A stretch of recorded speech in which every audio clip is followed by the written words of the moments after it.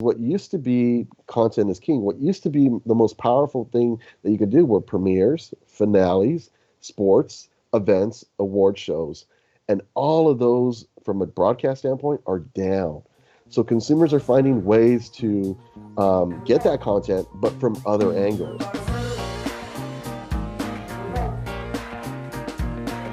Ho, ho, ho. Happy holidays to a brave new world in media. We are looking at a new deal, folks, right? COVID has changed so much. We've had quite a few shows where we talk about that. One of the main things that we've been thinking about recently at Listen In is how much we used to say content is king, meaning that really didn't matter what audience you were trying to get per se, or what platform you were on per se. If you had good content, the eyeballs were going to come, and then the people were going to spend their money on buying the eyeballs, and it was all going to work out. Well, a lot of things about that equation are changing now. And so our guest today, Leo Hernandez, who is a media director at Ayzenberg, is here to help us continue to adapt, evolve, and understand why and how. So welcome, Leo. Hey, thank you, Matt. I'm excited to be here. I appreciate the invitation. I have to say, I got really excited when I was on my way here to do this show. I know it's probably like crazy. You're probably gonna want to kick me in the teeth for saying this, but I love the shows that are about media right now because it's like the wild, wild west. Like Yes, everything is changing. yes, yes. Yeah, I'm a big fan of media being more of a science, a social science, and I always take the approach of the scientific method. And as media professionals, we're being challenged to come up with theories, facing a new and unusual situation that we've never seen in the history of media. Evolution takes time. We saw what social media did and how it impacted, but it was a slow burn. We saw the same thing with partners or vendors like Netflix. And again, a slow burn. But with COVID, it flipped the model almost completely within 30 to 40 days. And you know this, we always look at habits, and the human habit can be created or recreated a new habit within 21 days. And that's intimidating for a media person because we have our theories based on what persons have done years ago, multiple years, and now we're having to figure it out within a 30-day period. So it's an exciting place to be, media that, in regards to media planning, but it's also very challenging, and it requires a lot more data input that we've had before, and us being much faster in analyzing the data and reacting to the data. Yeah. I love a seed that you planted with me when we were talking about doing an episode and figuring out what the topic would be and stuff. This idea that of twisting the content is king Yep, phrase to think yep. about audience as king. And before we dive in, I want to get into a little bit of your background and what brought you here and stuff like that. But tell me about your thinking at that top level on that idea of the audience is now king. Yeah, so what COVID has changed with the model is that it has over empowered the consumer, meaning now consumers know we can watch whatever we want when we want, and we can be as quick as we want to be. The main sort of concern that I would have if you look at traditional media going into digital media is from traditional media, we have seen traditional media give up the summer. Don't know how familiar you are, but if you think of the broadcast calendar, it's fourth quarter through second quarter, and they give up third quarter. This was not a year to give up third quarter because now all of consumers have given up watching TV and walked away from it, and our ratings are diminishing completely. And now when you have a new habit, one of the things that we were talking about is what used to be content is king. What used to be the most powerful thing that you could do were premieres, finales, sports, events, award shows. And all of those, from a broadcast standpoint, are down.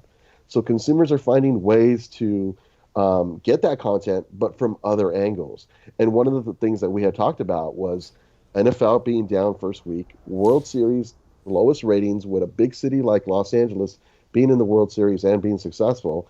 And then the basketball, NBA was a complete shock to me because you had LeBron and you had the Lakers, two brands that are very powerful when it comes to generating ratings, and the ratings weren't there.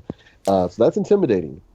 Yeah, and by the way, really great coverage. Like the Yeah, innovation around the NBA finals, everybody's been talking about. So it's interesting that the numbers were down. Yeah, and they've done a tremendous amount of work to maintain a bubble that protects them from COVID and their athletes so that there is no interruption. And there was no interruption, especially with the NBA. Very successful in regards to a lot of the athletes not getting sick, but being able to promote and continue that momentum. Whereas other sports have seen a pause.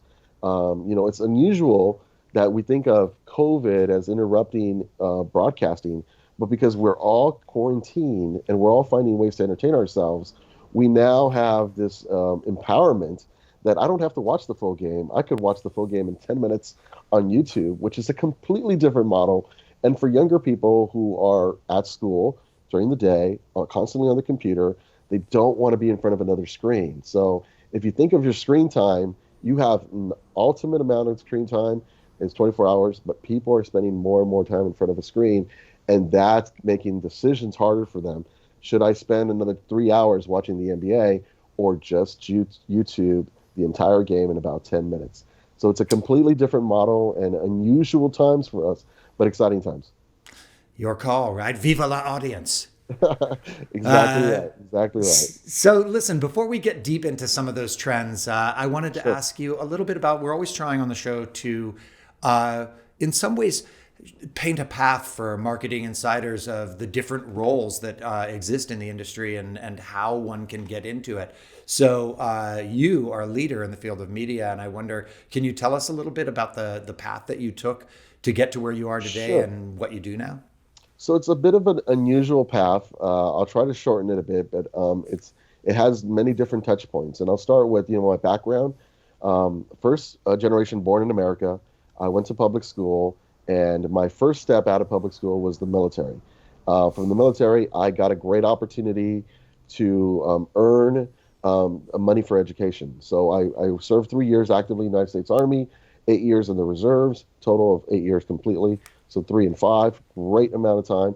But I learned tremendously a lot about myself and also the empowerment that I have. I tell my son, he's 20 years old, there's two types of people: those who believe that the world affects them, or those who believe that they can affect the world. So the military helped me understand that I can affect the world and I'm empowered to be as successful as I want to be.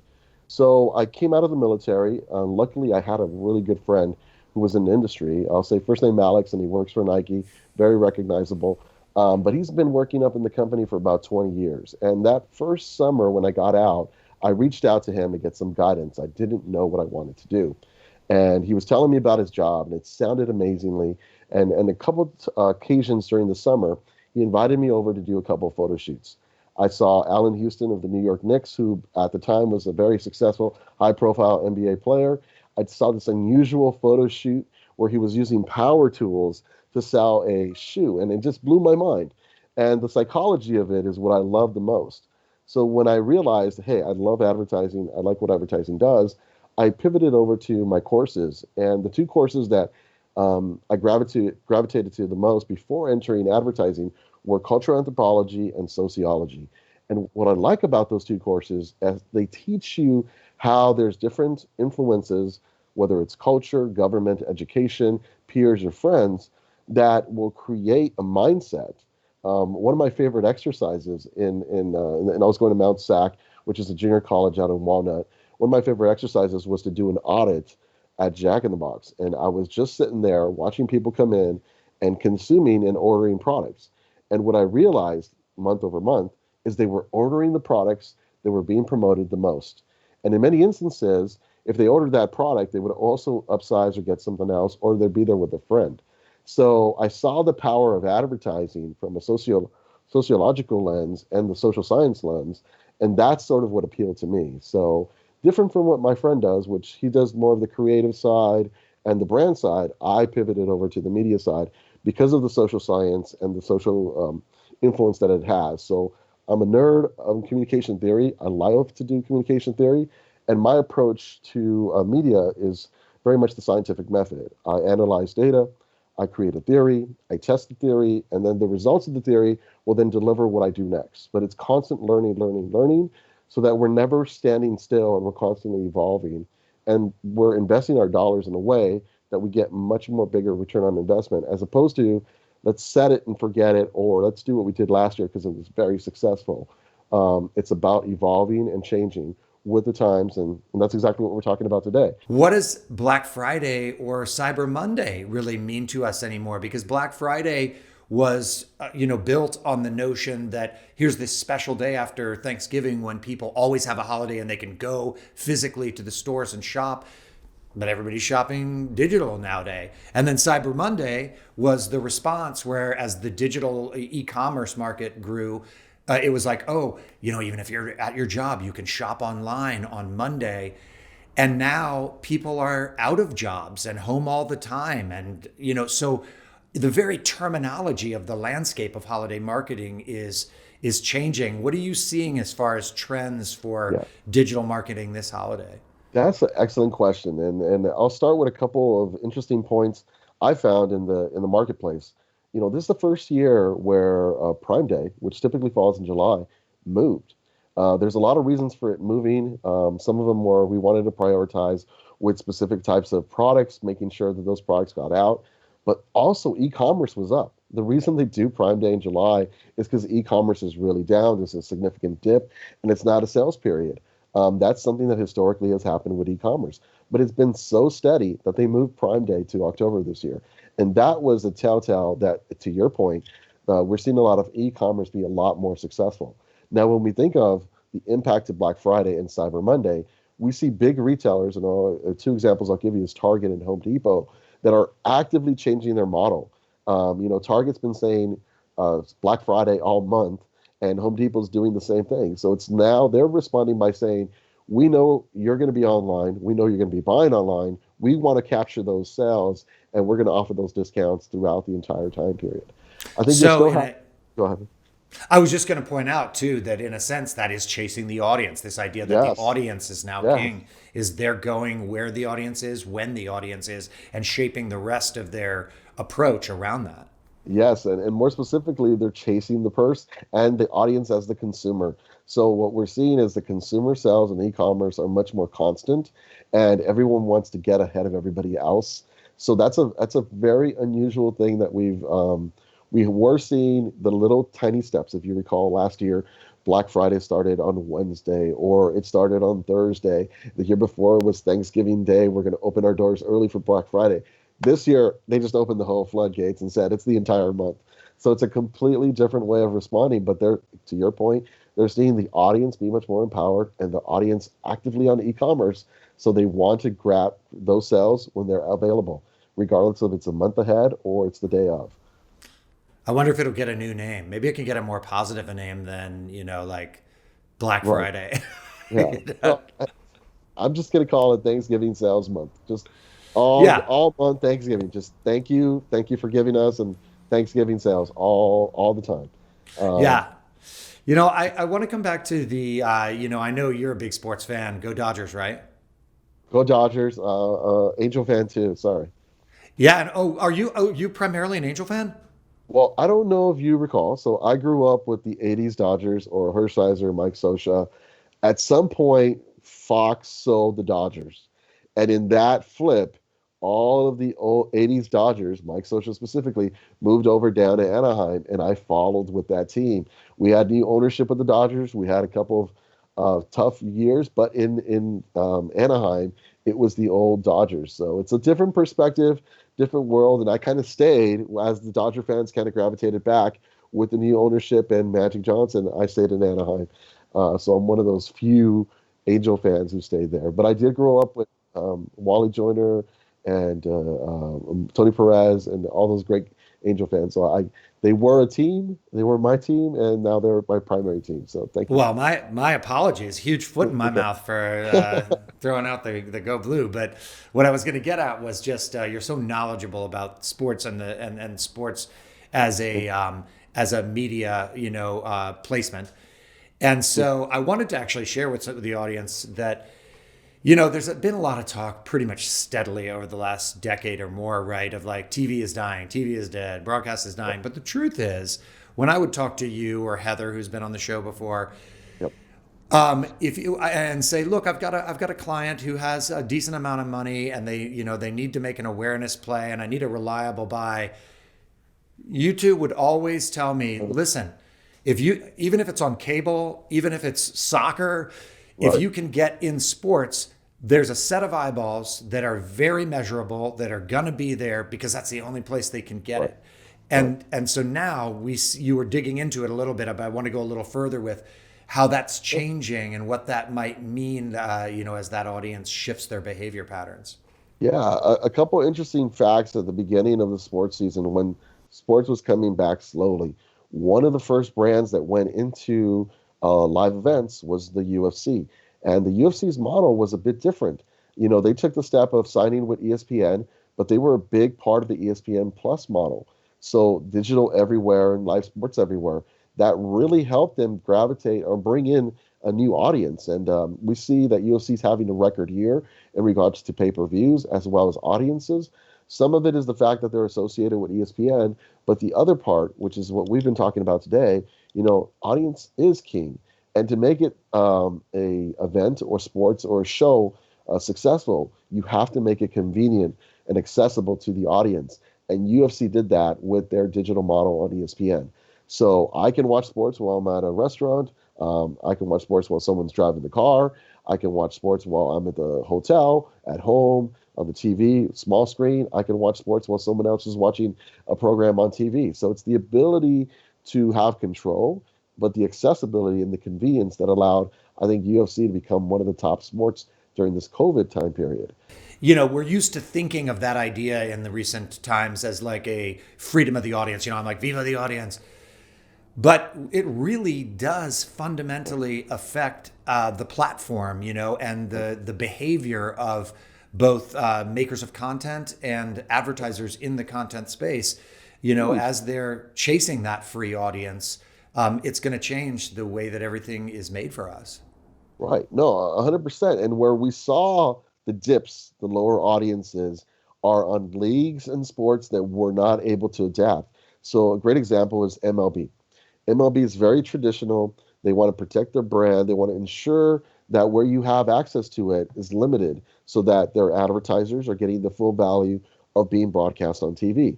The downside of that is you don't have the accessibility and the convenience now in the world where the audience is king. If the audience is not empowered to find your content wherever they need it, however they want, then it makes it much more difficult for you to get those eyeballs, and thereby those ratings tend to dip.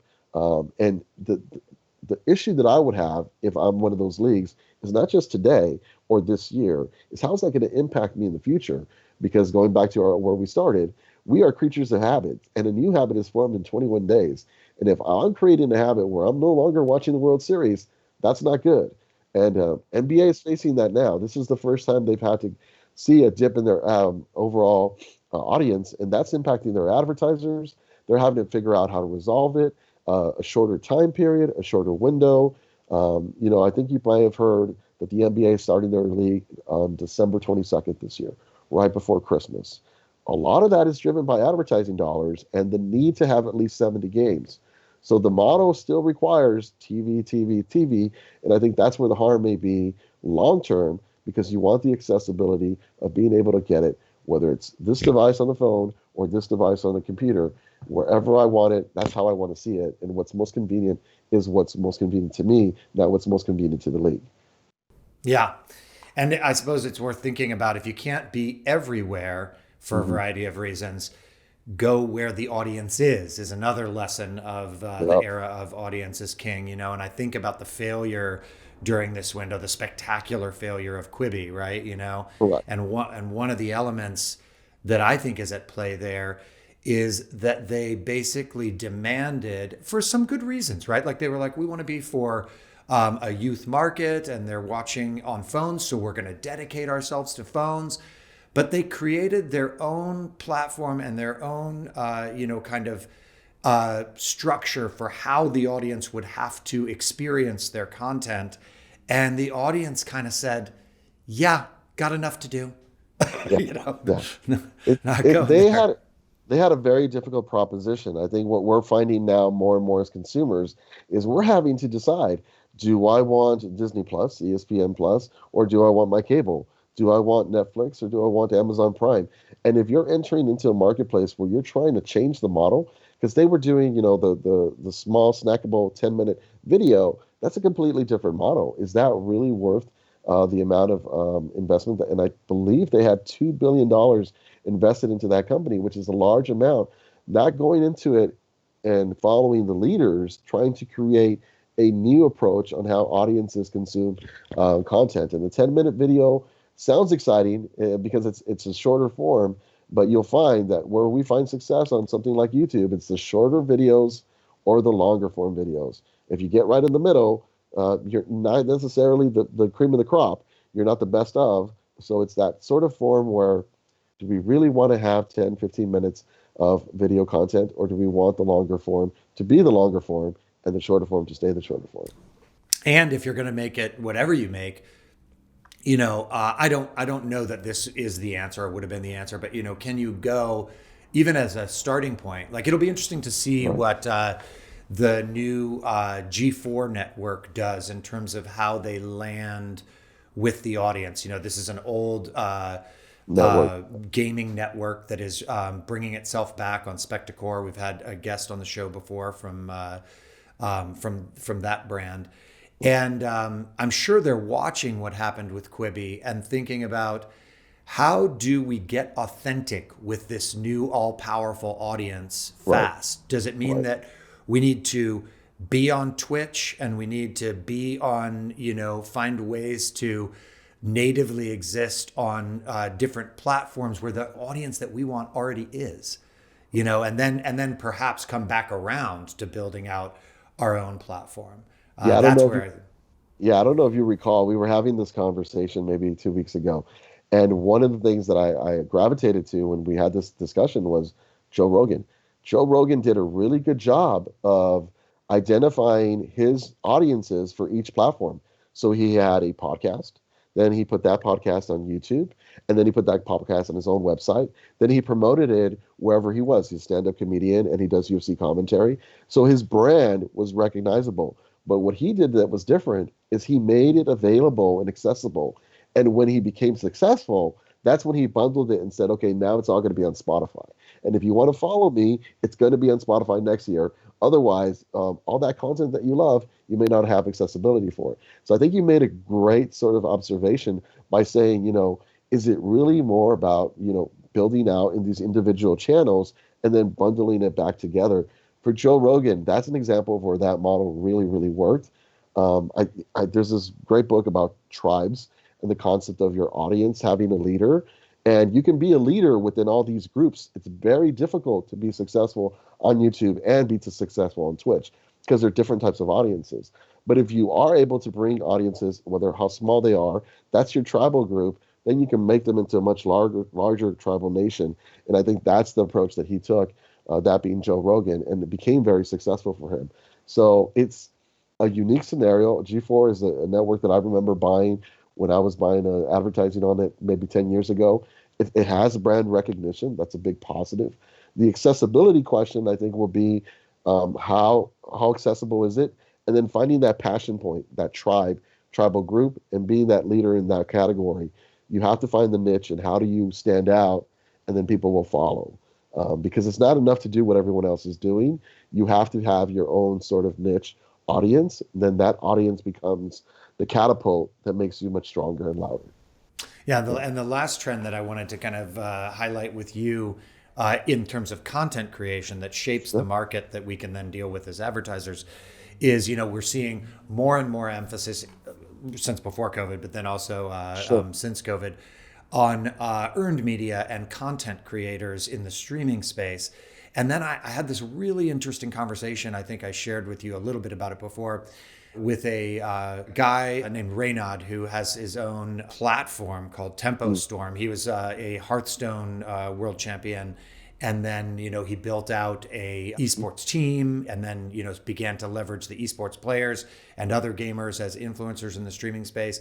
And I was talking to him, he had this really interesting perspective on how a lot of people try to take content creators once they recognize the pull that they have, again, with an audience, with the audience being king. And they say, let's take that content creator, Ninja, for example, and move him over to NBC on New Year's Eve. I don't think it was NBC, but you know, for a New Year's Eve going party going up against Dick Clark, you know, Right. and they see it's not so successful. And what Reynald was saying was, well, the fact is, with streaming celebrities, it's a little bit different than celebrities from like a cable or broadcast television show.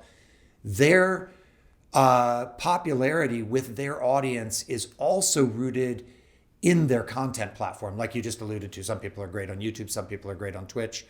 Um, and so you can't necessarily just shift the content like you could when content was king over to a new space because it's natively attached to the platform itself.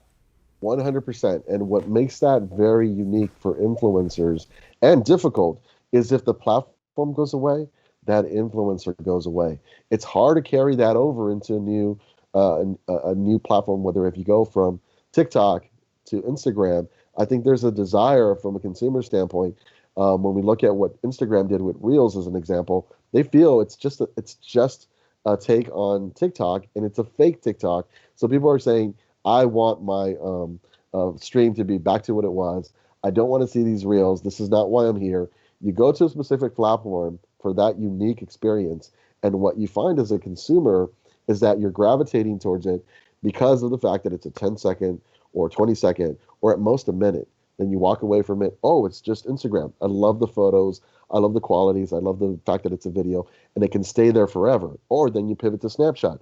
I love being able to be a little bit more risque with my video, and the video will disappear forever and no one will know what I did yesterday unless they follow me today. So there's different ways of absorbing that content. Consumers and the audience are being trained, but we're also identifying TikTok is going to be successful because there's a lot of people going into that platform, whereas Snapchat is having to respond to TikTok's motto and say, what can we do to bring back that Gen Z audience that we potentially just lost to TikTok? So I think your point being influencers have a difficult time moving from platform to platform. But going back to audience is king, the audience is deciding what platform they want, what type of experience they want to feel, and therefore are able to build those influencers within that platform. As we see more and more as time passes, our audience is getting much more fragmented, and I think that's where the media science as well as the media theory comes in handy. So a lot of what we've been doing is data-driven advertising. The reason I'm at Ayzenberg is to change the model of what I've always done. I've done traditional qualitative studies and then identified from a qualitative standpoint how to activate. At Ayzenberg, we use a lot of quantitative information. What's actually happening in the marketplace, 30 days of information, then be able to activate on that. That allows us to be in the pulse of what's going on, react more quicker, but also ensure that our clients are getting a better return on their investment. So a lot's going on, and I think you're doing a good job of observing it. The question is, how, as advertising professionals, are we going to lead our clients to be much more successful in the future? And that's what we're working diligently every day to answer. Yeah, I think we're so lucky to have you. You know, not just as a guest here, but like we're so lucky to have you at Ayzenberg. Um, and I want to come back, by the way, in 30 days and find out how Spotlight did. You know, like now Snapchat has is launching a direct competitor, right, to TikTok and Reels, and there's a lot of reason to believe that's going to be a stretch for them. But you know, we'll see, right? Time will tell. 100%. And there's always something coming. So, that's the next big thing, but we don't know what's coming next. And we never know how successful the next big thing is going to be until we look back and realize, oh, we should have seen it coming. But we'll do our best to predict it, and we will follow and chase the audience because the audience is king. And that was the last thing, the last section kind of this episode that I wanted to ask you about, which is we've done a lot of talk about, what kind of content is performing, and it suggests a lot about what markets for advertisers are being created there. So do you have insights that you can share with us about how, trends in how brands can respond to this shifting landscape? How do they chase that audience? How do they build an audience when it's much more difficult to just buy it by buying the NBA finals? Correct. And I appreciate that. this is a great example of what we do here at Ayzenberg. But let me pause and say the first thing a brand has to do is identify where the profitability is coming from. A lot of times, brands tend to gravitate to the next pretty population audience group, so everyone's talking Gen Z. But if the reality is today that the majority of your profits are coming from Gen X, then you got to stay with Gen X and keep talking to them. Build that rapport, continue to communicate with them, because if they represent a majority of your profits, we want to make sure we're not pivoting too fast into an audience group that's not necessarily your profits of today, but are your profits of tomorrow. So I think your step number one is to make sure we're talking to the right person. Step number two is, from my perspective, what I've seen, programmatic and social, that's the future. And what we're looking at on a TV model is that the TV model is going to be broken, and we're going to buy and insert ads into your TV very much like programmatically. From the standpoint of now everyone's on a digital platform, everyone's on a cable subscription. We know who you are. We know the types of things the household is doing, and we can identify the best ads to place in front of you. And that programmatically is very exciting. So we can buy audiences on TV. And you'll see that a lot of these traditional platforms will be taking a lot from digital programmatic and digital social. Out of home is something that's currently being purchased via programmatically. So those types of concepts are very, very exciting. To me, social media is very, very key as we look forward. Social media has a lot of your information of what you've done. We want to be very protective of how we use the data, but at the same time, it allows us to send you information that's much more relevant. And the trend that we're seeing there is that we're allowing social media platforms to evolve. What I love about Facebook and Instagram is they're willing to take risks. We just talked about Reels and how some fans are not really enjoying Reels, but Facebook is willing to put Facebook TV. Facebook is willing to allow you to purchase things on Facebook. Facebook is willing to take a step and say, hey, let's align with our Oculus model and require you to use your Facebook username when you're gaming on a virtual reality platform. So all these different triggers will allow us to be successful. And what we're seeing more and more is the ecosystem of an advertiser is a key thing. One of the examples that we talked about 2 weeks ago is McDonald's.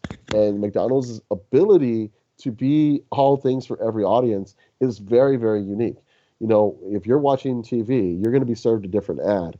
Your ad may be the Quarter Pounder or the Big Mac Classic. But in that same day, in that same window, and maybe even in that same time period, youth are being served Happy Meal ads, or parents are being served Healthy Meal ads. And then you have the ability to do coffee, lunch, breakfast, and dinner. So these are all different messages that appeal to different consumers. They recently did promotions with music artists, and it was just a simple repackaging of their Quarter Pounder, add a little bit of bacon, put a Sprite, and it sold out. It was the most amazing thing. I'm such a nerd. I want to go to McDonald's and see how successful is it. The meal wasn't available anymore. So to me, McDonald's is a great example of how you are able to be all things to everyone by knowing that the audience is king, and you have to serve your individual audiences personalized messages. And I think that's what we're looking at as we move forward. So we're going to have more and more of an opportunity to do that as we shift further and further into the digital platforms as the way we ingest the media, right? Right, 100%. And then digital with us is everywhere. So as long as we're have our phones or have our computers, advertising will get smarter, more personalized. And as a consumer, we want that because we want things that are relevant. We don't want things that are irrelevant to be talking to us. So that's a better experience for a consumer and an advertiser to have. And that helps build that bridge for that relationship. Yeah. Well, fascinating. It's been so great to kind of dig through this with you. And I can't wait to see how many of our predictions turn out and how many don't. But we'll figure it out by looking at the data, right? Yeah, most definitely. It's one of the things that we talked about at the beginning, scientific method. Look at the data, come up with a theory, test the theory, and see if it works. And then if it does great, we'll do more of it. Leo Hernandez, thank you so much. We'll have you back. Awesome. Thank you. Appreciate it.